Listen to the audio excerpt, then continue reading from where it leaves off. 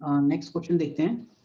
Next में कह रहा है ideal monatomic gas is confined in a horizontal cylinder by a spring loaded piston as shown. Initially gas is at a temperature T1। Initial इसका temperature T1 है, pressure P1 है and volume V1 है, और spring initially relaxed state में है। ठीक है। The gas is then heated slowly to a temperature T2, pressure P2 and volume V2. And during this process, piston moves out by a distance x. Ignoring the friction, we need to find out some answers. अब देखो इस question में IIT ने दो अलग अलग set में answer दिए थे, और उसके पीछे रीज़न ये था क्योंकि जो डायग्राम क्वेश्चन में बन के आया था वो यही डायग्राम था एग्जैक्टली जो आपके सामने बना हुआ है। अब इस डायग्राम में देख के हमको तो यही पता चलेगा ना कि ये जो स्प्रिंग वाली जो साइड है ये क्लोज्ड है। ठीक है ना, स्प्रिंग वाली साइड अगर क्लोज्ड है, अब है क्या, अगर हम इस बात को कंसीडर करते हैं कि स्प्रिंग वाली साइड क्लोज्ड है तो उस केस में क्या होगा कि फाइनली जैसे दिया हुआ है कि गैस का प्रेशर P2 है, वॉल्यूम V2 है एंड टेम्परेचर T2 है, और यहाँ से यहाँ ये जो स्प्रिंग है ये x डिस्टेंस मूव कर गई है। तो उस केस में हमारा ये बात नहीं समझ में आएगा कि इनिशियली स्प्रिंग जो है वो नेचुरल लेंथ में कैसे हो सकता है। तो अगर यहाँ प्रेशर P1 है तो इसका मतलब यहाँ भी प्रेशर P1 होना चाहिए। ठीक है ना।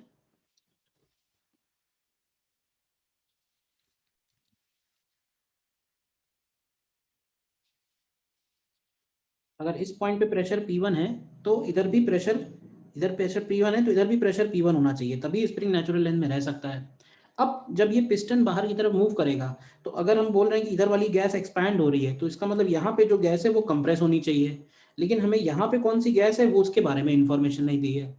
तो एक्चुअली क्वेश्चन जो बनाया गया था वो यही सोच के बनाया गया था कि ये वाला जो पोर्शन है ये एक्चुअली ओपन टू एटमॉस्फेयर होना चाहिए। ये वाला पोर्शन मतलब कहने का है कि बाहर का जो प्रेशर है वो हमेशा P1 के बराबर रहना चाहिए, तभी इसमें मल्टीपल आंसर सही आएंगे। अदरवाइज अगर हम ये कंसीडर करते हैं कि यहाँ पे गैस है तो इसमें से सिर्फ एक ही ऑप्शन सही आएगा।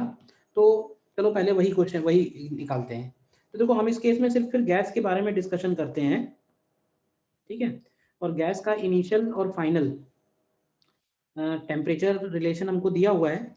तो एक तो हम लोग लिख सकते हैं मोल्स कंजर्वेशन से P1 V1 upon T1 is equal to P2 V2 upon T2 के इक्वल। देखिए ठीक है ना। तो अगर हम change in internal energy of gas निकालते हैं और हमको गिवन है कि जो T2 की वैल्यू है 3T1 हो जाए और V2 की वैल्यू 2V1 हो जाए, तो देखो अगर टेम्परेचर 3 टाइम्स हो रहा है, ठीक है, आइडियल मोनोटॉमिक गैस दी हुई है। ठीक है, नंबर ऑफ मोल्स हो जाएंगे उसके लिए P1 V1 अपॉन RT1। तो चेंज इन इंटरनल एनर्जी को हम लोग लिख सकते हैं NCV डेल्टा टी। देखना ध्यान से, तो n को n रखते हैं, CV की जगह होगा 3R/2 और डेल्टा टी की जगह ध्यान से देखो तो T1 से 3T1 हो रहा है तो ये 2T1 आएगा। ठीक है, तो ये आएगा 3 टाइम्स NRT1 और NRT1 को हम लोग 3 टाइम्स P1 V1 लिख सकते हैं। तो बी ऑप्शन तो करेक्ट आ जाएगा, considering gas on the right side और considering uniform atmosphere on the right side, दोनों ही सिचुएशन में। ठीक है ना। बट अगर हम कंसीडर करते हैं कि राइट साइड ओपन है, when spring side is open to atmosphere, open to atmosphere, then atmospheric pressure की जो वैल्यू है वो P1 के बराबर होनी चाहिए। क्यों? बिकॉज स्प्रिंग इज इनिशियली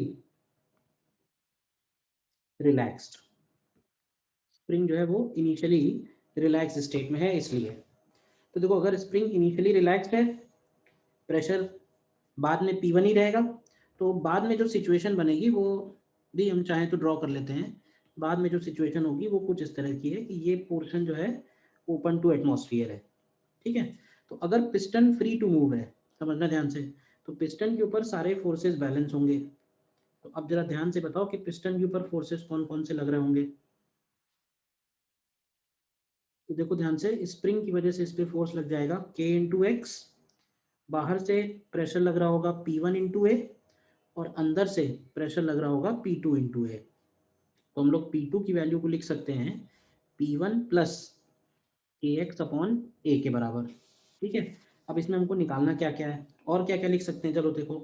अब इनिशियल वॉल्यूम V1 है, फाइनल वॉल्यूम V2 है, तो हम लोग ऐसे लिख सकते हैं कि final volume plus A into X, sorry initial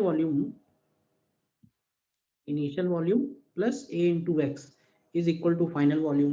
एक इक्वेशन ये भी आ जाएगी यहाँ से। तो let's say we call it equation 1, this is equation 2। अब देखो निकालना क्या क्या है। अब पहले केस में तो पूछा है कि अगर V2 2V1 के बराबर है तो एनर्जी स्टोर्ड इन स्प्रिंग क्या होगा। तो देखो V2 अगर 2V1 है, if V2 is equal to 2V1, then equation 1 में रख दो। तो यहाँ से AX की वैल्यू V1 के बराबर हो जाएगी, तो X की वैल्यू V1 अपॉन ए आएगी। तो एनर्जी स्टोर्ड इन स्प्रिंग तो हम लोग लिखेंगे हाफ के एक्स स्क्वायर, तो ये हो जाएगा हाफ के। अब तुम इसको ऐसे लिखो, एक काम करो, इसको ऐसे लिखते हैं हाफ के एक्स अलग कर लेते हैं और एक्स अलग कर लेते हैं, देखो ध्यान से। तो यहाँ से हाफ के एक्स की जगह इक्वेशन 1 से क्या लिख सकते हैं, इक्वेशन 1 से लिख सकते हैं P2 माइनस P1 इंटू ए और x की जगह V1 अपॉन ए। देखो ध्यान से, तो ये P2 माइनस P1 की वैल्यू कितनी होगी। अब देखो पहले वाले ऑप्शन में अगर हम वॉल्यूम डबल कर रहे हैं और टेम्परेचर 3 टाइम्स कर रहे हैं तो P2 की वैल्यू क्या बनेगी बताइए, इस इक्वेशन से, इस इक्वेशन से। तो यहाँ लिख सकते हैं using P1 V1 upon T1 is equal to P2। अब V2 की जगह कर रहे हैं 2V1 और T2 की जगह कर रहे हैं 3T1। तो यहाँ से P2 की वैल्यू 3/2 टाइम्स P1 बन जाएगी। तो रख दो यहाँ पे, तो ये होगा 1/2 इंटू 1/2 P1 और इंटू V1। तो ये 1/4 टाइम्स P1 V1 आ जाएगा। देखिए, तो 1/4 P1 V1 हमारा ये ऑप्शन करेक्ट आएगा, देख लीजिए। ठीक है, इसके बाद अगर हम लोग थर्ड ऑप्शन चेक करते हैं, ठीक है, थर्ड ऑप्शन में कह रहा है कि V2 3V1 है, तो वर्क डन बाई गैस बताना है हमको।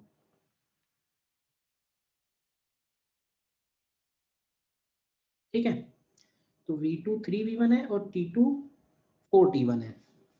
तो देखो V2 is equal to 3V1 है, तो हम इक्वेशन 1 से फिर से देखना, तो इसका मतलब है AX की वैल्यू 2V1 के बराबर आएगी, तो X की वैल्यू 2V1 अपॉन ए होगा। ठीक है, और दूसरा हम इसमें ये लिख सकते हैं कि प्रेशर जो है गैस का, ये कोई स्टैंडर्ड प्रोसेस नहीं है, ये एक्स के हिसाब से चेंज होता जा रहा है प्रेशर। तो वर्क डन बाई गैस अगर हमें लिखना है तो वर्क डन बाई गैस को हम इंटीग्रल पी डी वी को इंटीग्रेट कर सकते हैं। तो उसमें इसके अंदर आ जाएगा P1 प्लस ए एक्स अपॉन ए और into A D x volume की जगह, और x की लिमिट्स हम 0 से लेके 2V1 अपॉन ए तक इसको इंटीग्रेट कर सकते हैं। तो देखो यहाँ से ये क्या आएगा, क्या आएगा P1 into A into 2V1 upon A and plus A upon 2a और एक्स स्क्वायर आएगा, तो ये हो जाएगा 4V1 स्क्वायर अपॉन ए स्क्वायर। देखिए ध्यान से, और k की वैल्यू अगर हमें रखनी है तो हम फिर से इक्वेशन 1 से उठा के रख सकते हैं k इंटू ए की वैल्यू। तो ये वैल्यू अगर आप कंसोलिडेट करोगे एक साथ तो ये हमारा 7/3 P1 V1 के बराबर आ जाएगा। देखो 2 P1 V1 तो यहीं से आ गया। अब यहाँ हमको k की वैल्यू रखनी है, तो k की वैल्यू रखने के लिए हम लोग फाइनल वाला इक्वेशन फिर से बैलेंस कर सकते हैं। तो फाइनल वाले के लिए प्रेशर कितना बन रहा है भाई, वॉल्यूम कर रहे हैं 3 टाइम्स और टेम्परेचर कर रहे हैं 4 टाइम्स। तो वॉल्यूम कर रहे हैं 3 टाइम्स, टेम्परेचर कर रहे हैं 4 टाइम्स। तो यहाँ से P1 V1 upon T1 is equal to P2 3V1 upon 4T1 लिखेंगे। तो P2 की वैल्यू एक्चुअली 4/3 टाइम्स P1 आ जाएगी, और इसको हम लोग लिख सकते हैं P1 प्लस KX बाई ए। तो k बाई a और x की जगह हमको मालूम है x की जगह है 2v1 अपॉन a। तो यहाँ से आप देखो ध्यान से, तो आपको मिलेगा p1 by 3 is equal to 2k v1 upon a square. तो यहाँ से आप k का वैल्यू निकाल सकते हो a के टर्म्स में, तो वो भी रख देना, तो ये कैंसिल हो जाएगा। एक्चुअली ये हाफ के ए एक्स स्क्वायर है और एक ए और मल्टीप्लाई होगा तो ए स्क्वायर कैंसिल हो जाएगा। फाइनली ये 7/3 p1 के बराबर आ जाएगा। ठीक है ना। और हीट सप्लाइड अगर निकालनी है, देखो वर्क डन बाई गैस निकल के आया है 7/3 p1v1। Change in internal energy निकालते हैं, ये होगा n cv डेल्टा टी। अब टेम्परेचर 4T1 हो रहा है तो डेल्टा टी का मतलब होगा 3T1, तो ये आएगा 9/2 p1v1। तो 7/3 प्लस 9/2 अगर हम करेंगे तो Q निकलेगा, W gas plus delta U, तो ये आएगा 7/3 प्लस 9/2 टाइम्स p1v1। तो ये डेफिनेटली हमारा 17/6 तो नहीं आ रहा है। तो भाई ये कितना बनेगा देख लो, 3 इधर आएगा, 2 इधर आएगा, तो ये होगा 14 एंड प्लस 27/6 आ रहा है। ठीक है ना। डेफिनेटली 17/6 नहीं है, तो सी ऑप्शन नहीं करेक्ट, सी ऑप्शन तो करेक्ट आ गया था, डी ऑप्शन करेक्ट नहीं आएगा। क्लियर है। देख लीजिए एक बार ध्यान से।